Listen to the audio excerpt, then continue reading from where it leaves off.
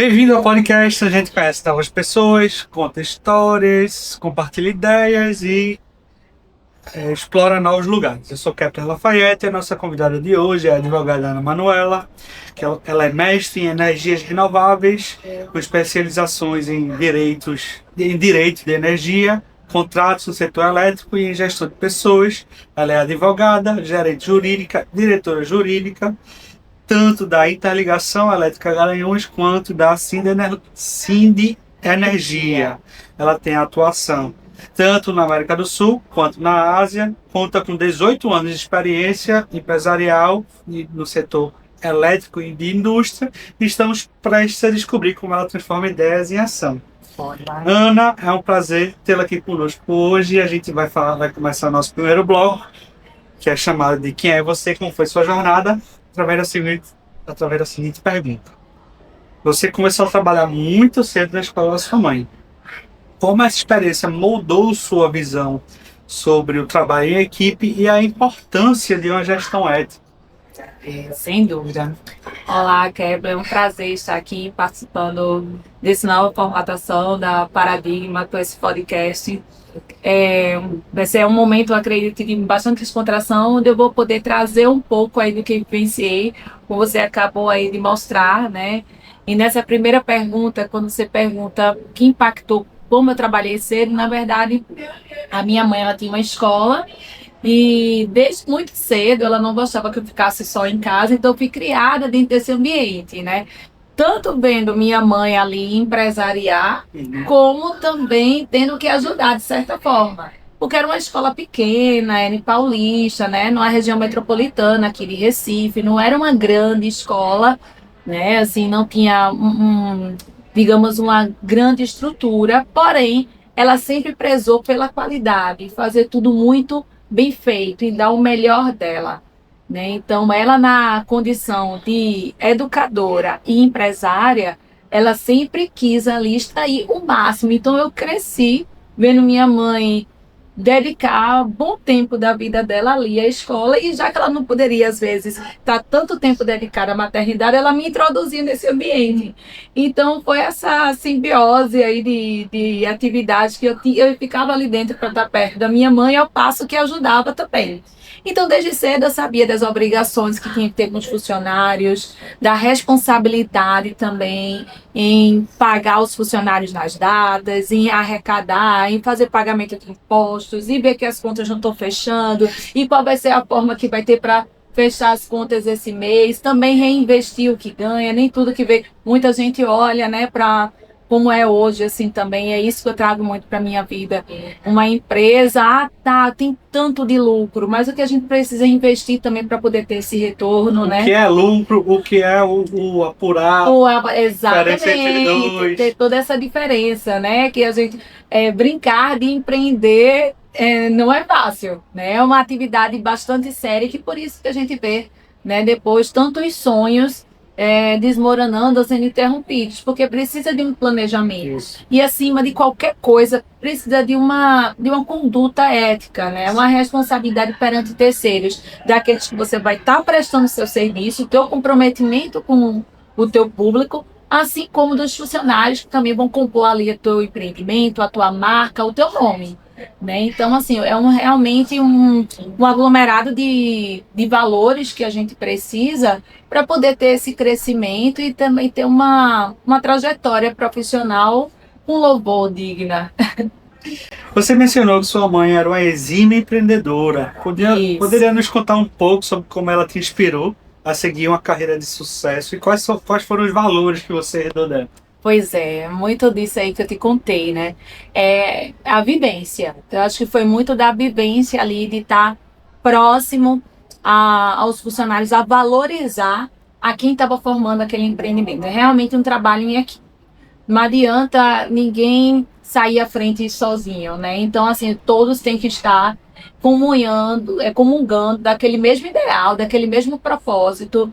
Quando a gente quer realmente alcançar algum objetivo, a gente tem que fazer com que todo mundo venha junto, né? Então, foi interessante que minha mãe teve essa escola por 25 anos, e no momento de encerrar, todos os professores, funcionários, clamavam muito, pediam muito que ela não encerrasse, mas ela já estava cansada, estava no momento realmente de encerrar ali as atividades. E até por algum momento pensou em tipo, passar para eles e eles continuarem, mas precisava daquela figura do líder. Eles mesmos reconheciam, essencial. é essencial ter a figura desse líder. Qualquer empreendimento. Qualquer empreendimento. E ter também o equilíbrio daquela mão de ferro que vai ser o líder com também aquela que vai acolher.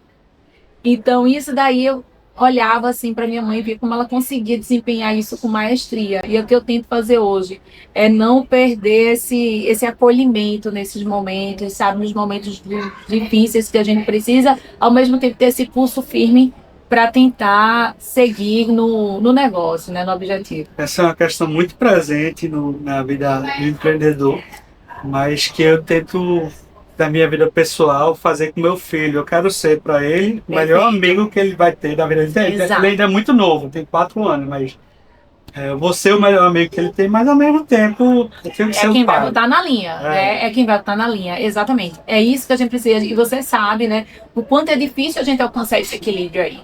Sabe, hoje também eu sou mãe, tenho 2 filhos também, tenho um menino de 13, tenho a Valentina 14, quase 15 anos, e às vezes eu gosto de dizer, poxa mãe, nem parece que você é minha mãe, parece que você é uma amiga. Eu fico feliz, mas ao mesmo tempo, até que ponto isso está sendo legal? Eu tô perdendo a mão em algum lugar, estou sendo muito permissiva, né? Então tem todo esse equilíbrio a gente buscar em nossas vidas, é difícil. E assim como é nossa casa, com nossa família, é no negócio, é na vida profissional, né? Realmente.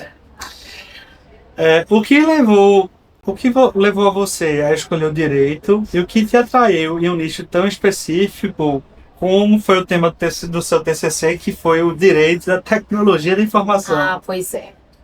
Eu sempre gostei de tudo aquilo que é diferente, sabe? Assim, Eu sou desse. é desse também. Pronto. Odeio convencional. Convencional, não dá. gosto. Não dá, pra mim não dá. Né? Então eu tava lá na escola da minha mãe, quando eu decidi fazer direito, foi por uma influência de uma prima minha que trabalhava no jurídico interno de uma empresa, e ela levava final de semana, às vezes pauta de audiência para fazer, eu ajudava ela e tal, e aquilo dali me encantou. E até então, a minha mãe via que eu não tinha muito perfil assim da educação. A minha irmã fez pedagogia. E minha mãe, desde o começo, via que eu não tinha talvez esse perfil, apesar de estar dentro da escola, de ajudar, dei aula de inglês, de informática. Né? Até hoje eu tenho aí na rua, encontro vários que me chamam de tia, que vi crescer e hoje já estão formados. Mas sempre tive essa questão de sair do convencional. E daí, então, quando eu comecei a fazer direito, eu disse, Sível, tá, é o que a gente precisa, as relações civis, a gente precisa ter isso regular. O penal, lindo, maravilhoso, encantador, mas eu não me via fazendo júri, né? Assim, não é aquele ambiente, não me deixa tão confortável. Eu sou apaixonado também pelo penal. É encantador, não, realmente. Encantador. É encantador. Quando a gente olha assim, era o que eu mais gostava de estudar.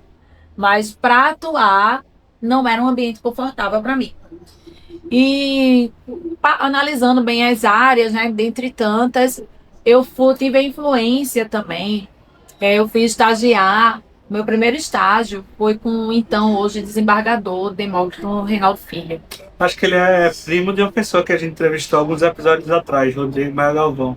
Isso, exatamente. Falou, a gente perguntou pra ele, qual a pessoa que lhe inspira? Ele falou, essa pessoa. Exatamente. Não, doutor Demócrito, né, Democrinho, como todo mundo conhece, pra mim foi a minha primeira inspiração dentro do direito, né? Então eu comecei no primeiro período da faculdade, eu já fui estagiar voluntário, e ele era o juiz da vara de família. Paralelamente, ele sempre foi aqui vanguardista na parte de tecnologia da informação. Né? Então ele já tinha algumas publicações, ele já tinha artigos internacionais, então aquele meio ali me fazia admirar, por mais que eu não chegasse tão próximo inicialmente, mas eu admirava aquele dali que ele estava, poxa, eu nem sabia que existia direito da tecnologia da informação, direito de informática. E comecei a ler, fui me aproximando, fui criando uma amizade com A gente ele. nessa época ainda tudo muito incipiente, né? Tudo muito incipiente. Aí, olha, quer que eu te diga, eu entrei na faculdade em 2002. Então, isso aí foi segundo semestre. Começo da informática. Começo da informática. Começo da informática. Né? Assim, eu estava na faculdade, eu me lembro, assim, tinha laboratório de informática, a gente ia para lá para fazer as pesquisas. Até uma amiga minha, até hoje. Aqueles computador caixão. Caixão. Então, até uma amiga minha, eu não esqueço esse episódio, Kepler. A gente estava conversando um dia desse sobre isso. Alguma dúvida? Aí eu disse, amiga, olha no Google, porque porque a gente ia fazer algum tipo de trabalho, ia passar, o professor passou um trabalho, aí a amiga minha, amiga, encontrei, Camila Mayra, amiga, encontrei, achei a pesquisa, olha, aí me mostrou, nossa, onde foi que tu encontrou isso, amiga? Que a gente ia para ir com enciclopédia. Vai lá no computador e digita www.google.com.br que você vai encontrar. Pronto, o Google, né, ali foi o meu primeiro contato, ali em 2002. Então, imagine, durante os 5 anos, né, eu fui tendo essa aproximação com a parte de tecnologia de informação. Afinal de contas, a gente é acredito que de uma faixa etária próxima. Acho que sou mais velha, eu vou fazer 40 já, mas até eu conversando, nós ultrapassamos, a gente teve um desafio muito grande de estar vivendo entre 2 eras. Então, a gente teve que se adaptar muito rápido a esse mundo atual. Né? Então, a gente veio onde a gente não sabia nem o que era celular, a gente ligava de orelhão. Depende desta... Exatamente. Hoje a gente depende dele. Né? A gente alcançou usar a internet com pulsos na madrugada para ser mais barato, né? Com o IG lá naquela zoadinha. E hoje a gente ter na palma da mão onde a gente quer o nosso chip, um Wi-Fi. Então, nós somos dessa era aí, né? Que foi bastante desafiador. Essa era aí, esse milênio aí, ele foi bastante desafiador. Verdade. E durante esse período aí foi quando eu fui conhecendo a tecnologia de informação, fui conhecendo o direito que viria daí, direito à privacidade, segurança, muito baseado nos princípios constitucionais. E tendo também esse paradigma do direito internacional, né? A gente olhando sempre para os Estados Unidos, para a Europa, como eles já estavam tratando essa questão da segurança da informação. Isso aí. Então eu disse, é por aí que eu quero. É isso aí que eu quero falar no meu TCC. Porque quando a gente está na faculdade, a gente tem muito bem definido o que a gente quer. E a gente vai vendo as nossas afinidades. E uma delas eu sabia que era sair do convencional. O que eu achei mais diferente foi a tecnologia de informação. E a época, 2006, eu escrevi sobre cyberbullying. 2006? 2006. Ninguém sabia o que era isso, Você sabe? tava falando palavrão nessa época. Palavrão. Eu lembro que para achar professores para participar da minha banca deu trabalho. Imagina. Sabe? Todos tiveram que ler.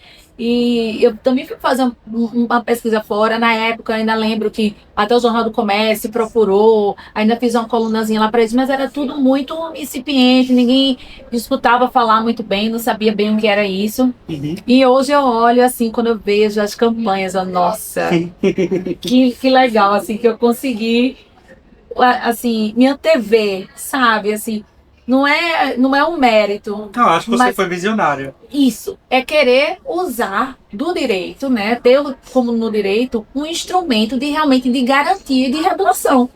Então lá atrás, quando eu vi o benefício que a internet trazia, de quanto a gente era dependente, eu já vi, isso vai ter que ser de alguma forma regulado, ou se não vai ser regulado, não vão regular, mas como a gente vai fazer para regular as relações humanas? Você estava falando da questão de quando a gente está na faculdade, a gente ainda não sabe o que vai fazer.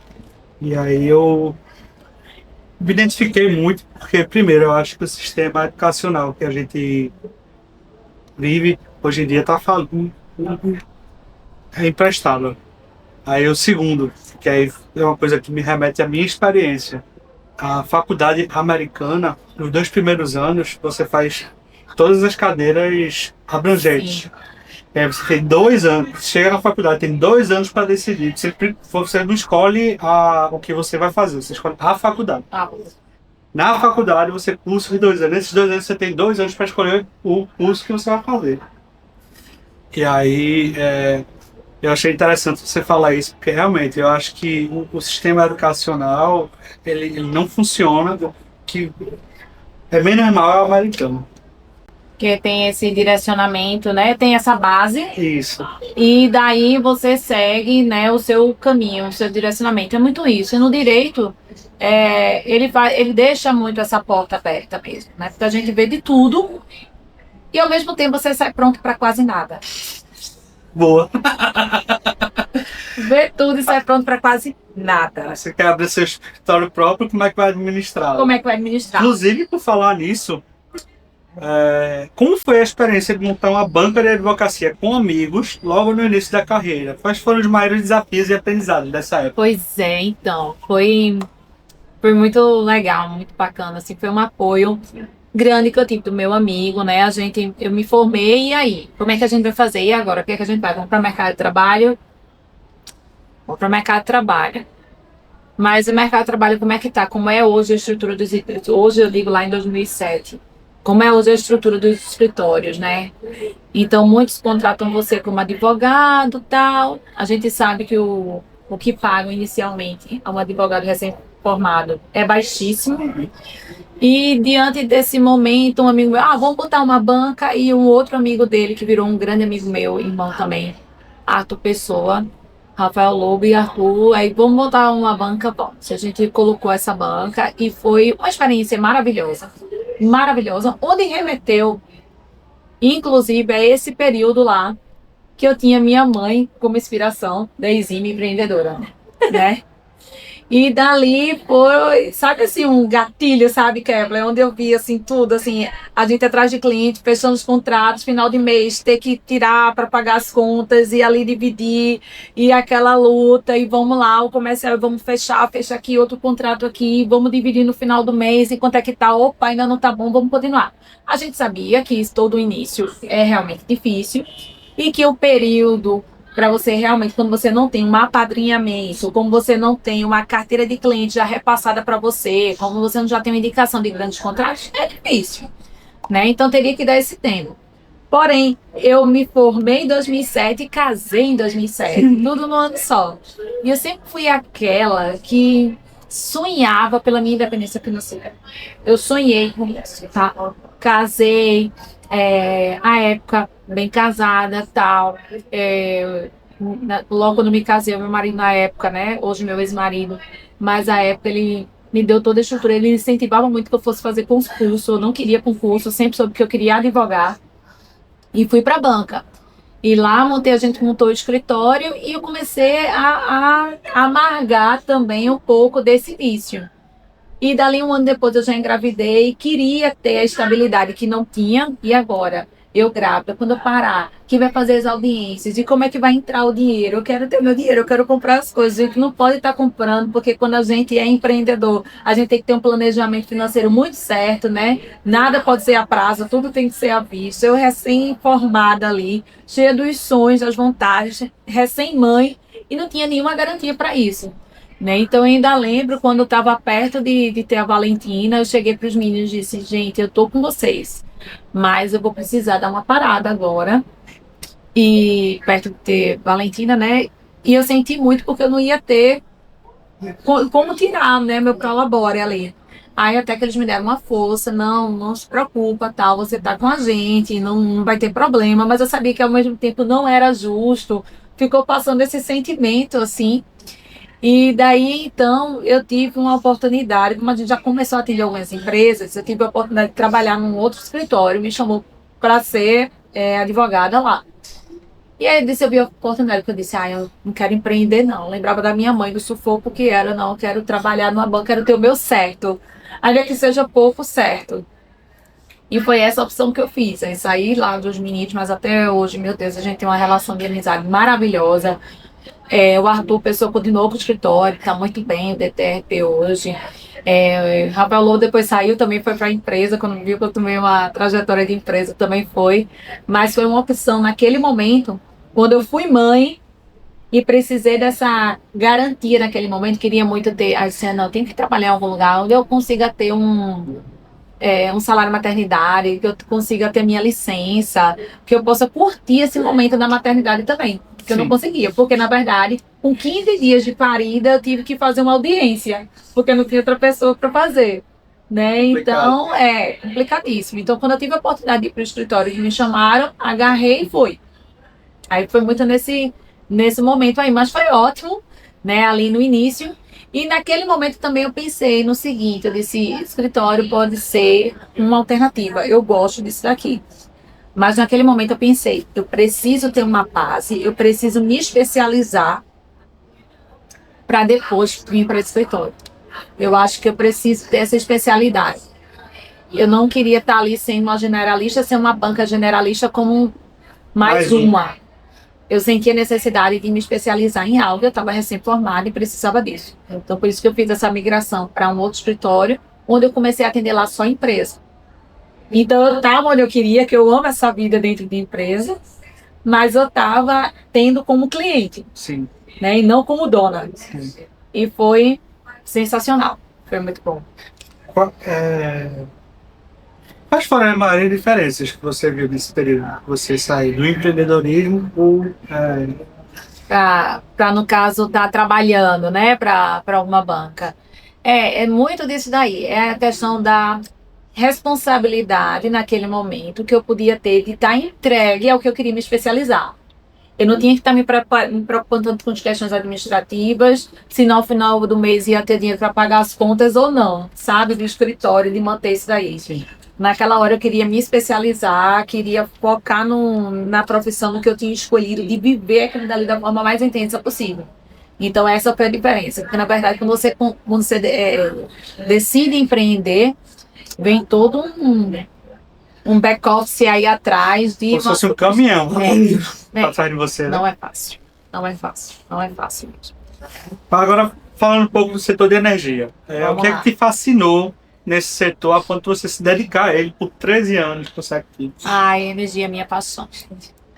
Adoro, adoro, adoro. E eu posso dizer que foi o seguinte, como eu sempre falei para você, quis esse algo novo, essa diferença e me especializar em algo que eu gostasse, fui atender a empresa. Sim. Quando eu fui atender a empresa, dentro do escritório, aquela experiência foi ótima e comecei a entender empresas de energia, distribuidora de energia local. Nesse exato momento também troquei de escritório e fui fazer um LLM, Direito Corporativo de BMEG, que teve aqui na ECA, onde conheci também pessoas maravilhosas. É um bom lugar para você fazer network, inclusive, isso. LLM, MBA. Isso, não, foi ótimo, ótimo.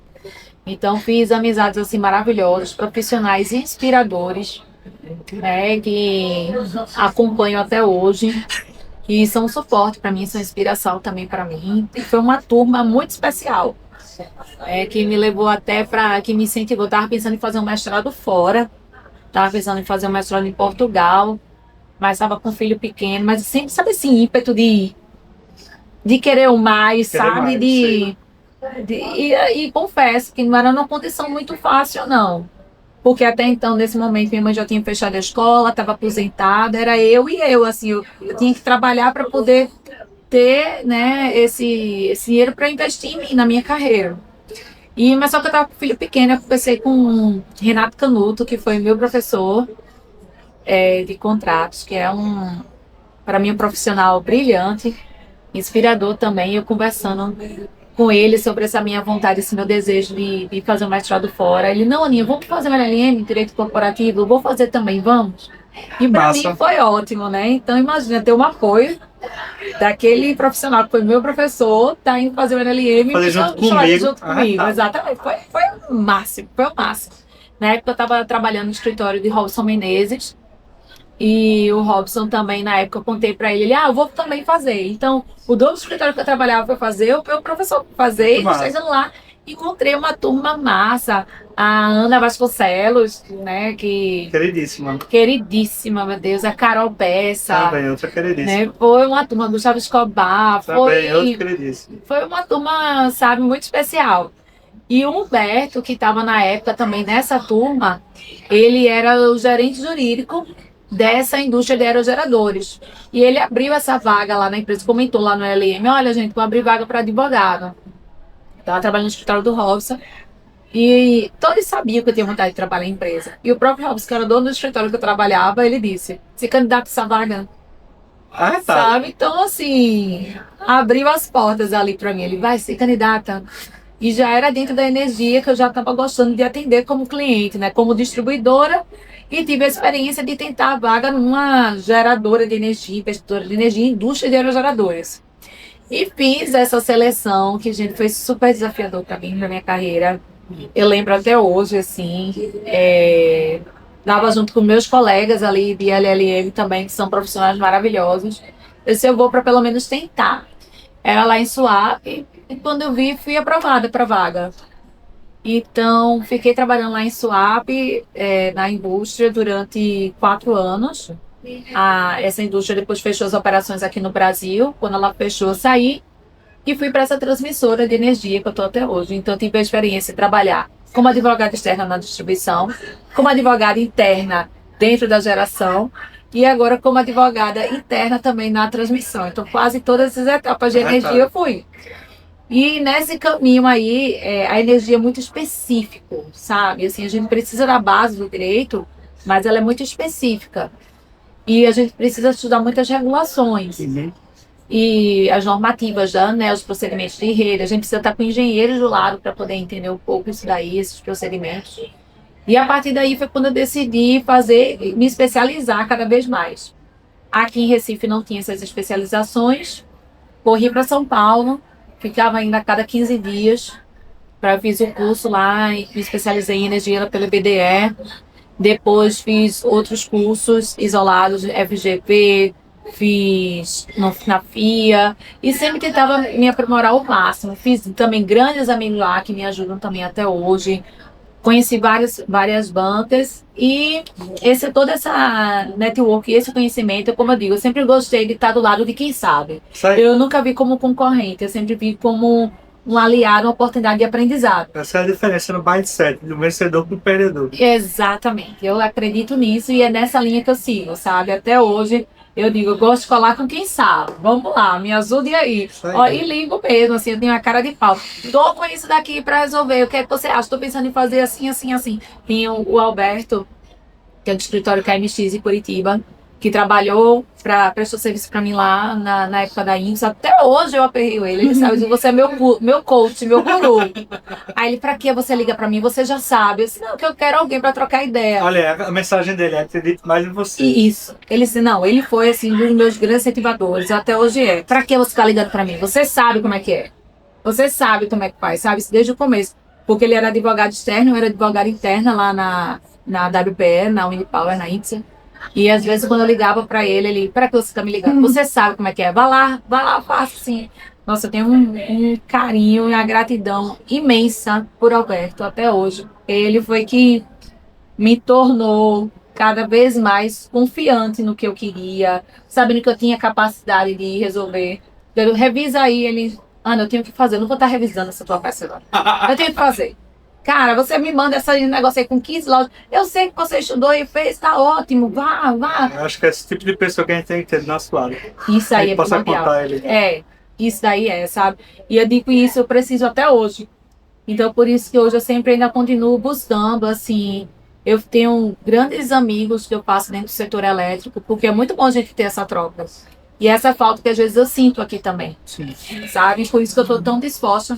Acredito que a gente vai ter mais tempo para falar, por isso que participar do Sim de Energia, por isso que está hoje com a pauta aberta. Há pouco tempo eu abri meu Instagram para falar de energia.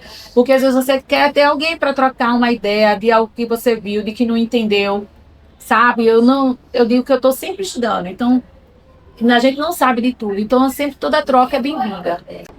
Como o setor elétrico está sendo desafiado com as metas da transição energética? Então, Kepler, esse é um grande desafio mesmo, e eu digo que ele falha são 5 Ds que a gente chama, sabe? Que é a descentralização, a descarbonização, a digitalização, a diversificação e a democratização da energia. Então, esses 5 Ds, eles têm que estar muito presentes, tanto dentro das empresas, como na sociedade, e até dentro das nossas casas. A gente tentando efetivar da melhor forma possível, sabe? A democratização para que essa energia, essa transição alcance a todos. Vai demorar um pouquinho, né? Vai, mas eu acredito que agora, no momento, está mais perto do que longe. Sabe, pelo menos o intuito hoje, inclusive dentro da pauta, o governo também está batendo muito em cima do ponto da democratização. Por isso está tendo bons subsídios para que as classes, né, mais baixas também alcancem essa transição energética. Que não dá para a gente pensar em transição energética, todo mundo já pensa logo, energia solar. É isso que eu estava pensando em perguntar. A gente está falando de transição energética para solar? Não, para tudo, tá? Porque a transição energética, o objetivo dela é a gente diminuir a emissão de carbono, a gente ter essa descarbonização. Porque hoje, no formato que está, a gente acredita que nos próximos 10 anos, não, assim, uma visão não é pessimista, é uma visão real. A gente, no caso 2035, se a gente não consegue reduzir essas metas, o futuro dos nossos filhos está bastante ameaçado. Mas aí eu te faço uma pergunta, a gente vai ter que acabar com as vacas também? As vacas, porque elas emitem o CO2 também. A gente não acabar com as vacas não vai, mas a gente vai ter algumas formas de neutralizar o que elas emitem, sim. Sabe? Então, hoje o grande foco é esse, é a gente estudar e evitar esforços para evitar, né, emitir mais CO2. Menos. Evitar mais. Tá. E, no caso, emitir o menor número de CO2 possível. Né? Seja fazendo alguns tipos de compensação, e seja, em alguns casos, sendo bastante agressivo com metal zero. Por que a gente fala de energia? Porque dentro do setor, dentro do quadro, né, do panorama de áreas com maior emissão de CO2, o energético é um desses pontos. Mas também transporte também o agro também todas as áreas, por isso que tem até os 7 ODS, né, desenvolvimento sustentável. São vários objetivos que existem, que quando a gente conseguir alcançá-los, essa emissão também vai diminuir. Né? Então, assim, dentro da energia, vamos focar em energia. Porque já que a energia, a gente sabe que uma base hoje da energia, da produção energética, que é diferente da elétrica, né? Energia elétrica está dentro da energética, mas a energia é tudo. Sim. Tá? É tudo que as indústrias precisam para poder... O próprio avião, quando ele está lá voando, é uma energia que faz ele voar, né? Sim. Então não é energia elétrica, mas da combustão que faz ele voar. Então o cenário energético, ele precisa assim, ser moldado e precisa passar por essa transição energética. O que é que a gente vai fazer para poder emitir menos? O que é que a gente vai fazer para compensar aquilo que a gente não consegue e ter outros meios ainda, né, de ter essa energia? Saindo um pouco do script, uma pergunta que me veio na cabeça. Com que olhos tu vê a energia nuclear? Eita! A energia nuclear, eu acho que ela é uma pauta bastante política. Porque, se a gente for analisar criteriosamente, a gente tem outras formas, a gente tem outras fontes de energias renováveis que a gente consegue suprir, sim. Sabe? Então, em termos da nossa matriz, hoje, a gente tem quase 90% sendo renovável, da matriz elétrica, 90% é renovável. E para a matriz energética, quase 40%, então a gente conseguiria sim ter algum tipo de incremento que não necessitaria. Mas vem um grande tema que é sempre trazido, que é em relação à segurança energética. Porque, como são fontes renováveis, elas geralmente dependem das condições climáticas ou, no caso, das fontes, né, renováveis, que é o vento, o sol e outros fatores, água, né, todos os agentes da natureza. E daí diz que uma vez que falhando esses recursos, a gente não teria energia. Então, por isso que precisa da segurança energética, que o fóssil tem e que outros tipos de geração, como a nuclear, teria. Pois bem, se a gente for pensar na nuclear, como a gente sempre teve, até estilo como defesa civil poderia até pensar, mas eu ainda vejo ela não com muitos bons olhos. Mas estudos apontam, até li hoje de manhã um artigo também falando que existem outras bases dessa energia nuclear, sabe? Outras fontes de energia que sem ser urânio, etc. Exatamente, sem ser urânio. Então, assim, é um tema delicado, que se for nas mesmas formas como a gente tratava há 20 anos atrás, eu não vejo com bons olhos. Eu não acho necessário, nesse momento, a gente tem muitas fontes renováveis para investir e não está parando na nuclear. sabe? Então, eu não vejo com bons olhos. Mas, a partir do momento, a gente também não pode aniquilar totalmente essa possibilidade, porque dali pode vir alguns incentivos, sim, pode vir muita novidade que realmente agregue aí dentro do setor, sabe? É como o pessoal falava tanto há outros anos das baterias. Ah, vai ter carro elétrico, vai precisar de bateria, bateria Já é uma também é realidade. poluente. Já é realidade. E baterias cada vez menos poluentes. E a Enquanto tendência é ser menos e menos. isso, enquanto a Europa parou e não quis pensar em carro elétrico, ficou lá, né, na sua tecnologia antiga, achando que não ia pegar, os chineses vieram, alavancaram, não pararam de estudar, não pararam de inovar, não pararam de testar, foram atrás de recursos, de matérias-primas, Gigante na e parada. hoje estão aí. Né, o que a gente mais tem é carro elétrico chinês. É. Daí a Europa ficou realmente para trás, dependente hoje, inclusive, da tecnologia chinesa para os carros elétricos, que é o que está vendendo. É ironia. Então a gente não pode descartar totalmente, mas eu também não vou levantar a bandeira de nuclear agora, sabe? Eu acho que existe. Perguntei se é do script. Não, mas foi ótima a sua pergunta, porque isso até dentro do setor elétrico, até dentro lá das nossas reuniões de energia, isso é uma pauta bem acalorada, sabe? Divide bastante opiniões e eu sempre vejo com muita cautela. Não sou defensora, mas também não vou dizer que dessa água nunca beberemos, tá? Resguardada algumas condições, alguns estudos que precisam ser feitos, pode ser um mecanismo. O governo anunciou que está investindo, que vai investir em nuclear. Então, eu vejo também como uma certa ponto, uma pauta política, porque alguns investimentos já foram feitos, então tem a questão de desmobilização, de como poderia ser, mas eu creio que para essas aí existentes deve ter algum retrofit, deve ter alguns meios de transformar essas usinas nucleares em algo positivo e que tragam uma maior segurança. Tá? Então, é possível, agora precisa de muito investimento e estudo. Que essa energia eu gastaria, essa energia desses investimentos em tudo para pontos renováveis. Como é que sua expertise jurídica contribuiu para solucionar algum desafio complexo na transmissora de energia? Tem a ligação elétrica Garanhuns? Pois é. Então, eu fui lá para a IEG, que a gente chama assim, com a missão, ela é uma sociedade de propósito específico, né? SPE. Então, a SPE. Aprendi com isso com o Guilherme Guerra. Guilherme Borage Foi? é um grande advogado da área imobiliária. Seja, conheço assim, não conheço pessoalmente.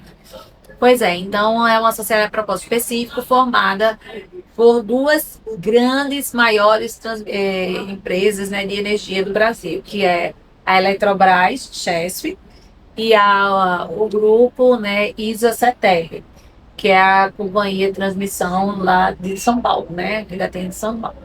Ela é colombiana, no caso a ISA é colombiana e a CETER fica lá em São Paulo. Então essas duas empresas, grandes empresas, são as donas da IE Garanhuns. Elas se juntaram com um propósito específico, foram para esse leilão, arremataram o leilão e o leilão foi para construir, né, as subestações e 586 quilômetros de linha de transmissão.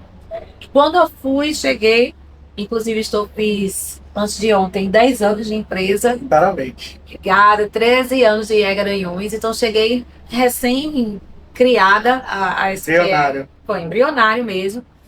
E dali o grande desafio foi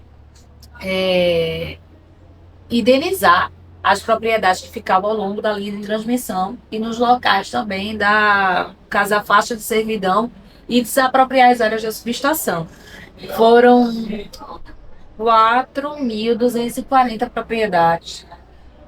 Projeto gigante. Foi, projeto gigante. Foi muito grande, que daí foram judicializadas cerca de 2.100 propriedades que foram revertidas em 280 processos.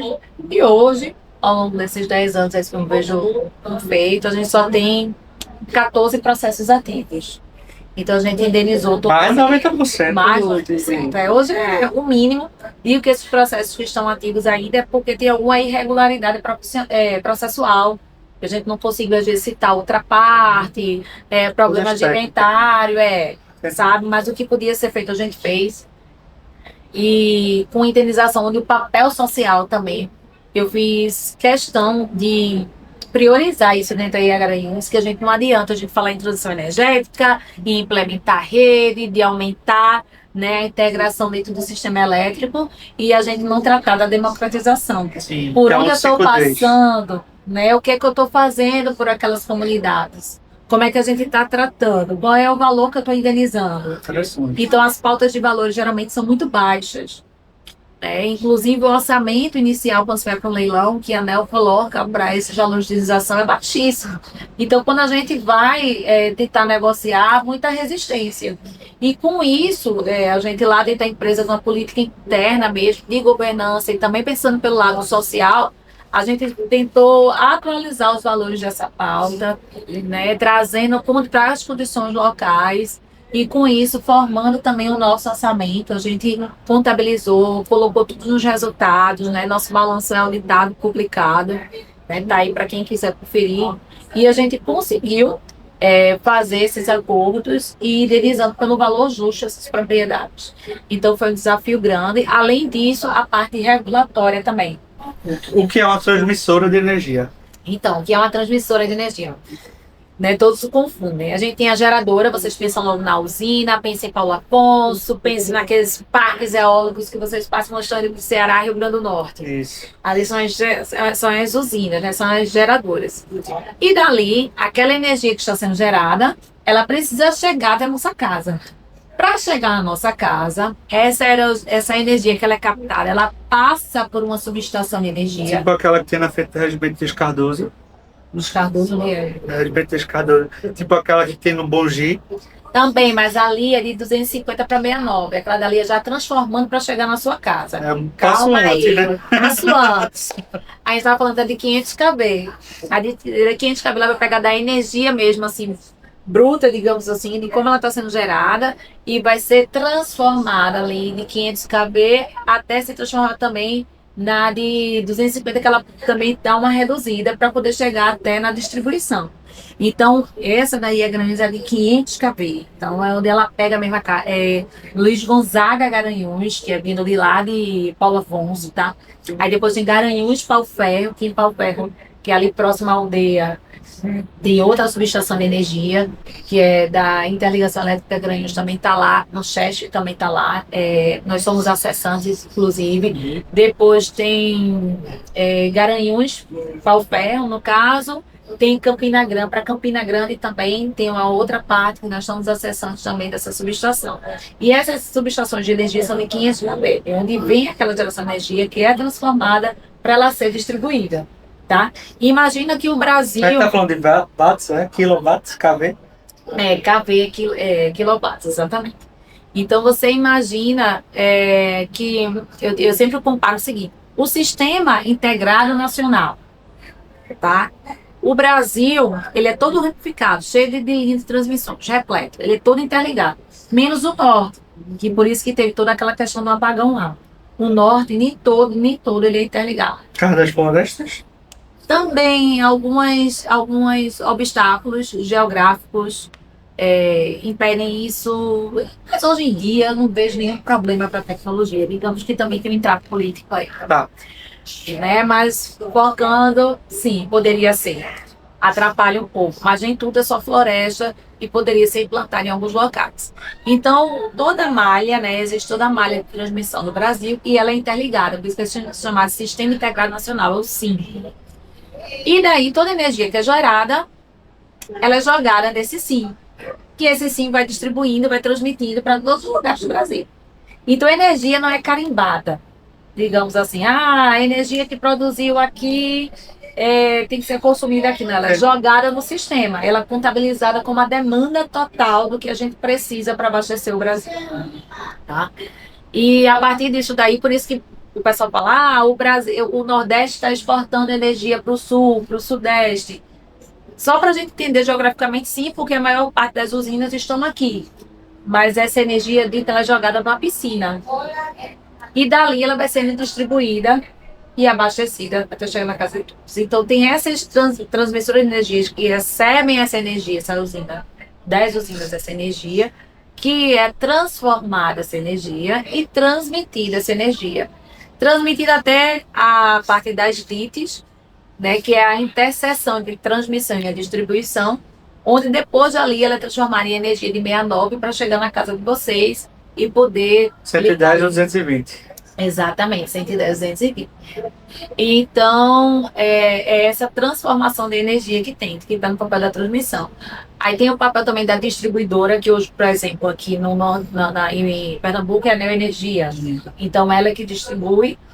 E também tem os papéis da comercializadora de energia, que ela também ela pega essa energia dessas grandes usinas, de quem não está diretamente ainda ligado como consumidor da distribuidora, ela pode comprar essa energia também, que são mais para grandes indústrias, empresas, né, que precisam aí de uma formatação diferente aí do recebimento dessa energia.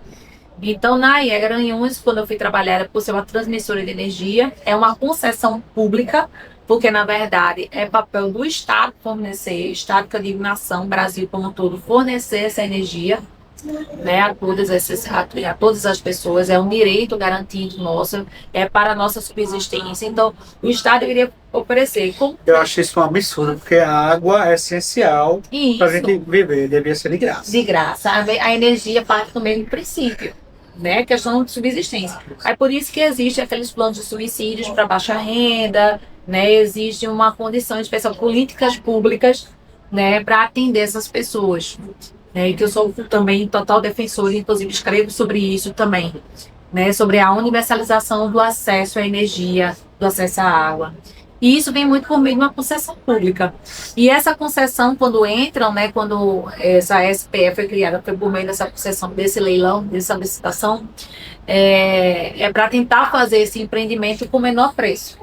Por que o menor preço? Porque o menor preço que a gente construir e conseguir transmitir essa energia vai impactar a tarifa da nossa tarifa de energia, que a gente chama da modicidade tarifária. Então, são todas essas regulações, são todas essas especificidades que tem no setor elétrico. E tudo é por meio de resoluções, muitas delas vindas da ANEEL. E quando a gente fala em termos de estrutura, a gente fala do ONS, que é o Operador Nacional do Sistema, que tem os procedimentos de rede que vão viabilizar ou não o acesso a essa energia, que vai despachar as usinas mais caras, as mais baratas, despachou a térmica, por que tá bandeira vermelha, por que tá bandeira amarela. Então ele vai sinalizando isso de acordo com a demanda e de acordo com a produção de energia naquela época. Então esses foram alguns dos elementos que a gente foi vendo que para trabalhar no setor elétrico a gente precisa entender isso aí, especializar nessas resoluções. Para finalizar o primeiro e segundo bloco, a gente emendou tudo aqui. A última pergunta: como é que você avalia o marco legal do hidrogênio verde e os créditos fiscais como instrumentos para impulsionar a transição energética no Brasil? Perfeito, eu imagino como super válidos e necessários.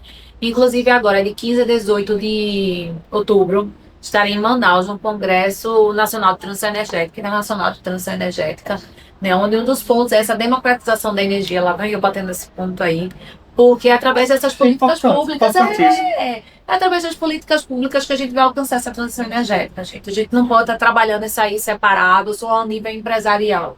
A gente tem que pensar na efetivação. E como é que as pessoas geralmente aderem a isso daí, né? Como é que a gente gosta? Quando a gente vê que a gente vai receber algo em troca. Bate no bolso. Bate no bolso, sabe? Eu tenho que ser compensado de alguma forma.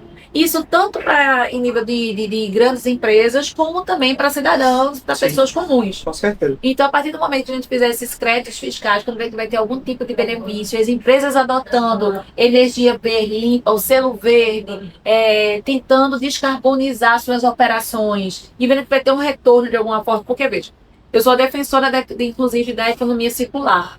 Escrevi sobre isso também, economia circular, que a gente hoje está nesse mercado onde está inserido na economia linear, da captura, do ganha-ganha. O que é que eu ganho em troca? O que é que eu vou ver? O empresariado, a estrutura de negócios hoje, o mercado, exato, o capitalismo, o mercado de hoje, ele não está pronto para enxergar que as compensações são maiores e às vezes mais benéficas do que um crédito que você vai receber. Sabe? Ele não vê que, às vezes, investindo ali para reduzir, para trazer uma inovação, uma tecnologia nos teus meios de produção, sabe? De circularidade, de uma economia, de uma logística reversa, de tantos outros meios que a gente tem dentro da economia circular, que tu for implantar na tua empresa, tu vai ter um resultado muito mais positivo do que certos créditos. Mas ok, se está resistindo, vamos para os créditos. Vamos para os créditos que ele vai ser obrigado a começar a implantar.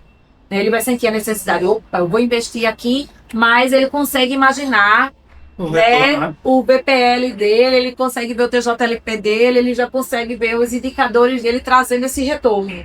Né? De quanto tempo o meu payback? Opa, pega. Então, vamos falar a linguagem deles. Então, foi super interessante, eu acredito que precisa esse estímulo inicial. A gente tentou nos últimos 3 anos, vindo de uma forma voluntária, né, trazendo esse despertar, mas a gente estava ainda numa sociedade ainda ali um pouco negacionista com essa questão da mudança climática, né? A gente está tendo que sentir na pele para poder tomar essa ação. Então, que venha pelo menos essas políticas públicas de incentivo a essa transição. E hidrogênio verde é a maior delas, porque é esse maior estímulo que precisa para descarbonizar as operações dentro das empresas e começar a gente tirar proveito. É tipo, eu vou ganhar duplamente. Eu vou ter uma produção de energia renovável e do que emitir dele, né, do CO2 que foi emitido, eu ainda consigo transformar isso aí em um outro tipo de energia. Então, eu só vejo como algo muito benéfico e que eu espero que alcance todos o mais rápido possível. É isso aí, as grandes transformações começam com quebras de paradigmas, que as histórias que compartilhamos aqui inspirem você, nosso ouvinte, a questionar, a inovar e construir um futuro mais autêntico. E com isso a gente encerra o primeiro e o segundo bloco. Bloco 3. Conte histórias e inspire ou eduque o público. Segredos da sua indústria. Quais são os segredos do setor elétrico? Você poderia compartilhar com a nossa audiência de empresários, executivos e profissionais do meio jurídico? Olha só, pega o microfone. Não, assim. Assim, vamos lá. Olha, eu digo que o setor elétrico, ele não é para amadores. Eu sempre digo isso. E o que eu posso compartilhar com os executivos, ou quem tem algum interesse em investir na área, ou quem está atuando na área, sabe já, é que você tem que se especializar, tem que estudar e tem que ver as nuances. Tem que ser algo muito bem planejado. Como no momento, né, está tendo esse grande incentivo para a transição energética e o Brasil está recebendo bastante injeção mesmo de orçamento para isso, vendo as pessoas também preocupadas e querendo de alguma forma economizar e contribuir para essa descarbonização, a gente vê que teve um boom no aumento aí de alguns setores da economia e principalmente a parte do setor elétrico, com a instalação, com a venda de painéis solares, com formação de empresas, integradores, né, buscando aí contribuir para essa transição. No entanto, muitos não estão sustentando no mercado, porque não é apenas chegar e instalar, você tem que entender o que você está instalando, a gente tem que saber como é que é o mercado, como é que ele está se comportando, qual o tempo de garantia daqueles equipamentos, como está projetado. O Brasil está trazendo uma segurança jurídica para atrair essas empresas, como é que eu devo me comportar. Então, é preciso sim ter uma análise, estudar bem a regulação, gente. A regulação ela é muito fechada, ela é muito concisa. E principalmente essas, no exemplo, né? Vou trazer aqui o exemplo da solar, né? Para implantação de usina solar. Para você colocar, você precisa de um ok da distribuidora. Para a distribuidora dar ok, ela tem sim um prazo regulamentar para dar essa resposta. Você tem que ver a data de aniversário do seu contrato, não é chegar já e colocar e sair. Eu estou dando exemplo de um mercado livre da vida. Né? Então a gente precisa saber essas nuances antes de vender, entender o mercado e antes de você também adquirir e comprar. Então, procurar profissionais que estejam especializados, que estejam entendendo da matéria para poder te dar um suporte auxiliar. Tá? Porque se você vai apenas no intuito de fazer uma conta rápida, olha só, está gerando a própria energia, o preço da energia hoje está 70 centavos, eu vou conseguir gerar e vou vender a 30 centavos, vou ter aí um ganho de 40 centavos. Não é bem assim, vamos com calma. Tá? Então, existe toda a parte de tributos, de tarifa, como é formado hoje o valor da energia. Então, isso daí a gente precisa ver. Alguns a gente consegue destituir, nem todos os outros não. E outra, como todos estão saindo no mercado, né? Quem vai pagar a conta das distribuidoras? Então, tudo indica que os subsídios também para quem fica vai aumentar.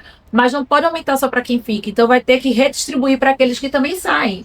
Então, tenham calma, estudem, né? Tentem entender como é a lógica do setor elétrico, da modicidade tarifária, para você saber com o que você está negociando. O que mais te anima nesse momento em relação ao seu trabalho? Eu amo o que faço, sabe? Eu sou muito entusiasta, assim, principalmente no setor, porque eu vejo que ele impacta diretamente a vida das pessoas, né? Eu vejo como, assim, a minha atuação no setor elétrico, eu gosto de ver o resultado do que a gente faz. Nossa, eu fico arrepiada quando chego na subestação, olho para tudo aquilo ali e vejo cada equipamentozinho de contrato que eu fechei, que a equipe fechou, que nós fechamos, e o quanto aquilo ali está contribuindo para levar energia para cada um. Então, a energia, como eu falei no bloco anterior, como ela se dissipa, como ela chega até todos no Brasil. Então, assim, eu vejo como eu estou contribuindo também para levar essa energia para as pessoas. Então, eu acho que esse é o meu passinho para o setor elétrico, sabe? Que é o setor que transforma, que no caso, ele dá base para vidas, ele conecta, ele inspira, ele traz relações entre as pessoas. Então, eu sou muito feliz por estar no setor elétrico. E deixa teus olhinhos brilhando, Deixa. né? Quais lugares incríveis você já visitou? Vamos começar pelo Brasil, tá? Eu não vou ser dessas, não, que eu vou falar logo lá fora, não. O Brasil é lindo, minha gente. A gente tem muita coisa aqui belíssima, riquíssima. Lugares incríveis, eu posso falar até do Vale do Catimbau, que aquilo ali é incrível, sabe? E assim, perto da gente, eu me arrepio. Sério. Vale do Catimbau é... Vale do Catimbau, gente, eu não preciso ir para outro país para ter a experiência de ver as artes rupestres, para ver um vale inteiro, sabe, de recordações milenares de povos que, assim, de uma ancestralidade absurda. Então, assim, eu sou apaixonada pela nossa cultura, primeiramente. Isso não quer dizer também que eu não conheci outros países, que eu não saí daqui e saí. E por ter saído é que me faz gostar muito, assim, do Brasil.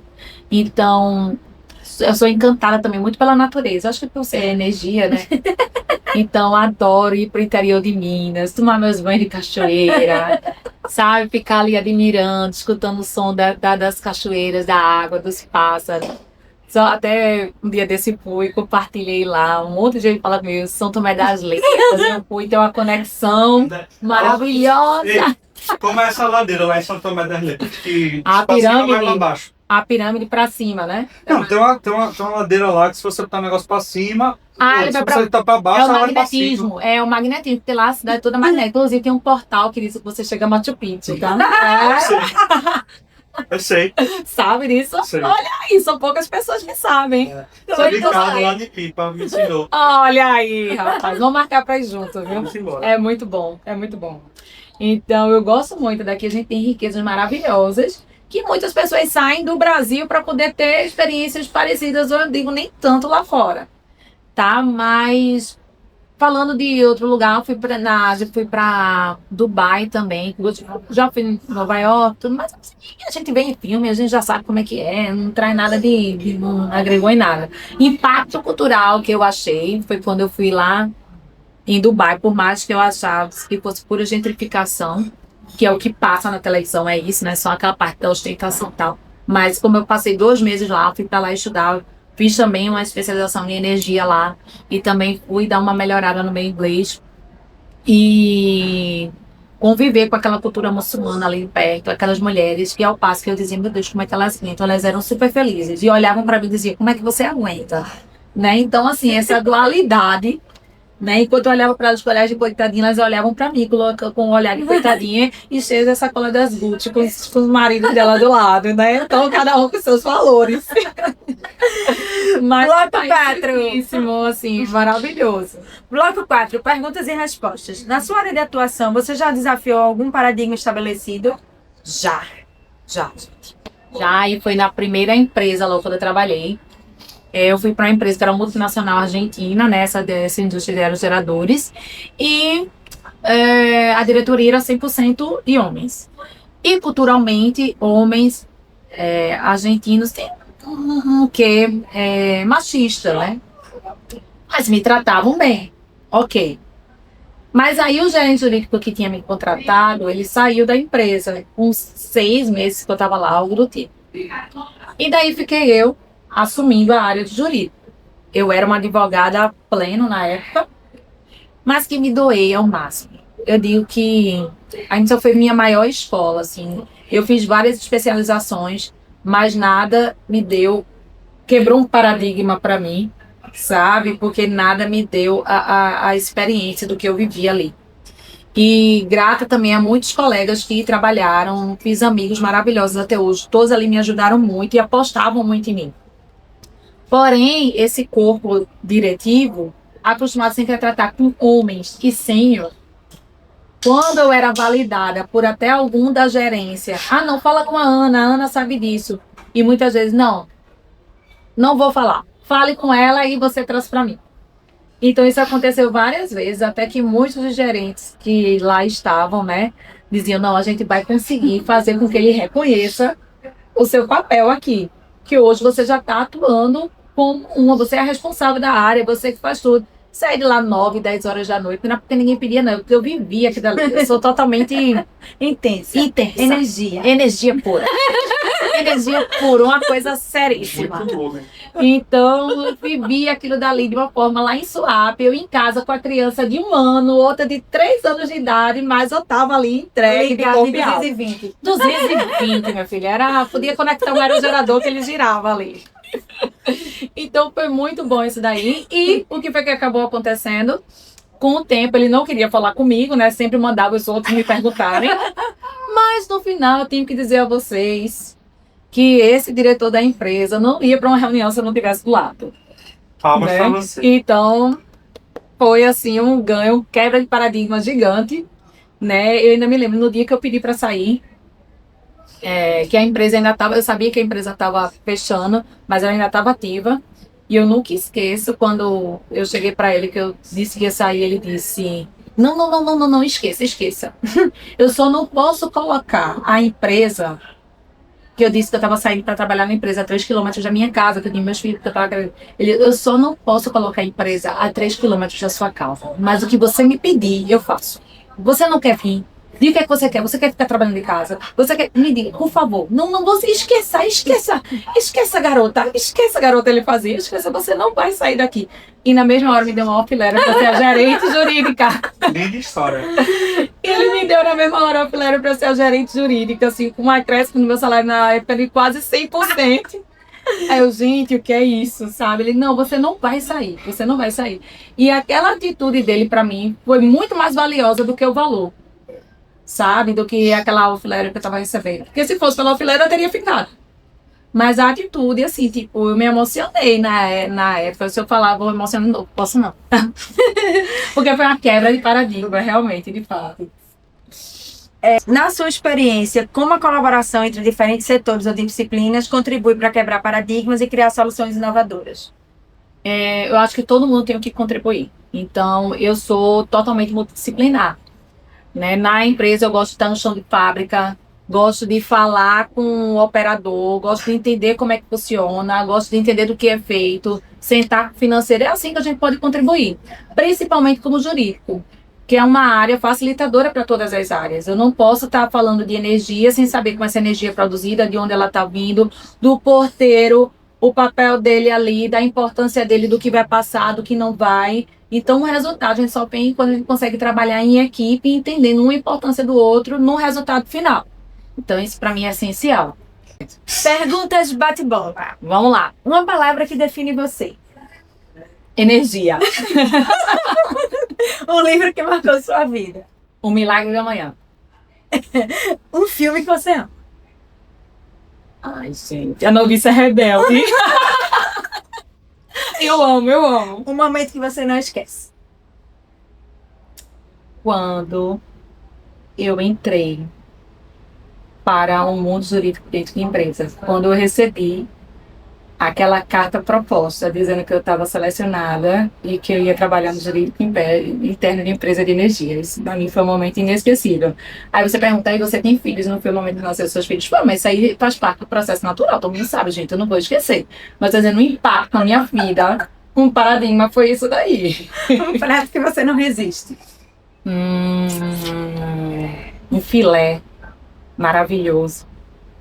Gosto muito. Eu preciso ser vegetariana, preciso melhorar, né? Faço parte dessa cultura da transição energética, mas eu não sou muito presa à carne. Uma pessoa que te inspira. Minha mãe e todas as mulheres que eu vejo atuando também, que vejo exercendo o seu papel com muita entrega.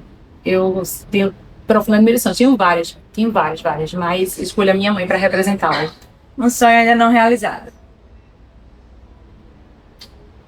Ai, eu acho que é ver meus filhos crescerem, seguir o caminho deles, assim, com muita retidão e louvor. Um lugar que você quer conhecer. Deixa eu ver. Qual seria? Japão. Um conselho que você daria a si mesmo no passado.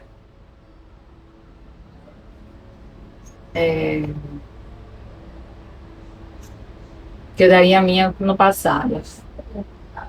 Mas não confie tanto nas pessoas e fale menos. Siga minha energia. Siga minha energia, né? Fale menos, Ana Manuela, você fala demais. Segure mais de seus projetos. Isso ajuda. Doce ou salgado? Salgado. Verão ou inverno? Ai, verão, vai, verão. Gato ou cachorro? Meus gatos maravilhosos. Praia ou montanha? Praia. Café ou chá? Chá. Manhã ou noite? Manhã. Qual é o seu lugar favorito no mundo? No meio da natureza. Qual é o seu maior medo?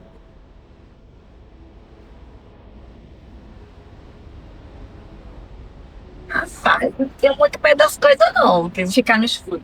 Tenho, não. Sem energia. Falta energia. Falta energia pra todo mundo. Sonho de infância. Sonho de infância. Ai, já tô. O sonho de infância não mudaram os meus sonhos. Tá bom, vamos lá. Eu tive o sonho de ter filhos e tive. Maior vício. Maior vício, Coca Zero. Hobby favorito. Escutar música. O que te tira do sério? Falta de comprometimento. O que faz pra relaxar? Viajar. Essa pergunta eu já sei a resposta. O que não pode faltar na geladeira? Coca Zero. Coca Zero. Coca Zero geladíssima. No congelador também. O que você mais admira em alguém?